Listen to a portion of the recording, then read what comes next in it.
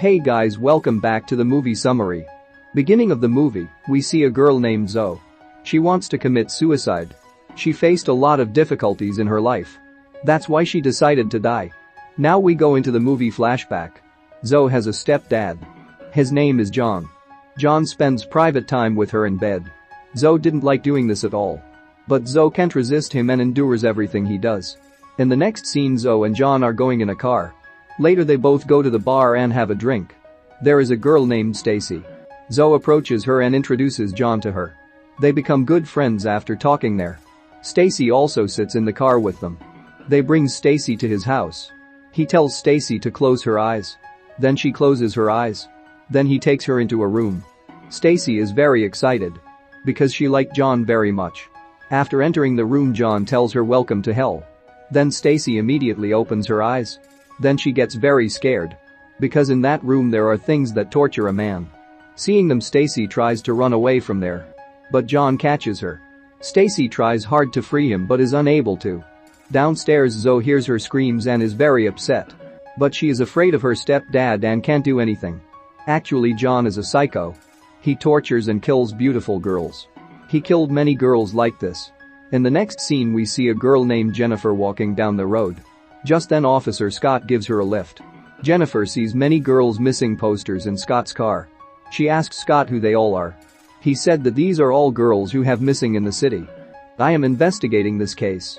Now we see Stacy. John tied her to the bed. After a while, Joe comes and brings the gallows there.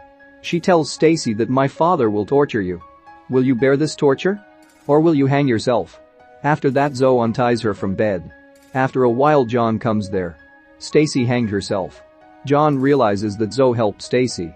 Then he gets very angry and goes to Zoe. He scolds her badly. Also says that you helped Stacy, you should dismember her dead body yourself. Zoe then cuts Stacy's leg with a chainsaw. So she gets very disturbed. Next we look at Scott. He investigates a man in a case. Just then two mischievous children deflate his car tire. So he goes to a garage to get a tire puncture done. That garage owner is John. Zoe is watching TV there. Scott looks at her. Scott and John put the car on a truck and take it to garage. Both of them are talking on the way. John served in the army. Scott seems to have seen John before. But he don't remember where he saw him. Also, he gets suspicious of John. So he comes to the station and asks the rest of the officers about John. They said that John has no criminal record. He lives with his girlfriend. Actually, everyone thinks Zoe is John's girlfriend. They don't know that Zoe is John's stepdaughter. John fixes many traps around his house because no one should come near his house. That same night, Zoe and John go to the bar again for another girl. Jennifer works as a bartender there. Then Zoe walks up to Jennifer and talks. On the other hand, John is talking to a girl named Annie. So Zoe comes and sits near John. Jennifer comes over to serve them. Then John flirts with her. Later, John and Zoe bring Annie to their house. He takes Annie into the torture room. Annie is also very scared to see that room. John then knocks Annie unconscious and ties her to an iron bed. Scott, on the other hand, is researching John. Then he knows full details about John. Actually, John was removed from the army. Later he married a lady. She committed suicide a few days after marriage. After seeing all this, Scott becomes suspicious of John. John gives an electric shock to the bed and tortures Annie. Zoe watches all this from a small hole in the door. But she can't do anything. Next, Zoe goes to the bar alone and meets Jennifer. They both talk for a long time. Just then John comes there and takes Zoe with him. After coming home, he tortures Annie again. So Annie is very sad and cries. Moreover, she tells him that I can't bear the torture, please kill me. Zoe can't bear to see all this. Later she takes John's gun. She thinks if she should kill John or commit suicide. She gathers courage and decides to kill John. Zoe takes the gun and points it straight at John. But she cannot kill him. Zoe then gives the gun to Annie. Annie then shoots herself with the gun.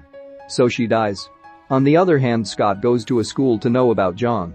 In fact, a few years ago, John's daughter studied in this school. Knowing this, Scott came here to investigate. In it, Scott sees photos of John's daughter. Then he realizes that Zoe is John's daughter. She changes her name and becomes John's girlfriend. Now Scott is even more suspicious of John.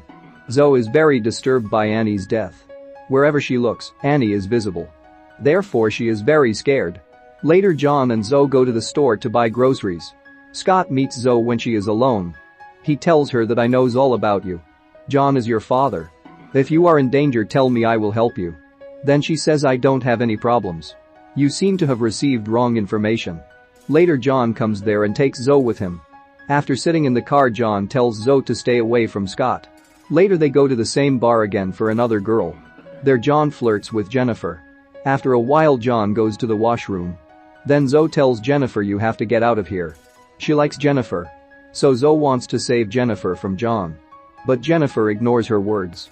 John mixes drugs in Jennifer's drink. So Jennifer loses consciousness. They then put Jennifer in the car and drive home. Scott follows behind their car. After coming home, John takes Jennifer to the same torture room.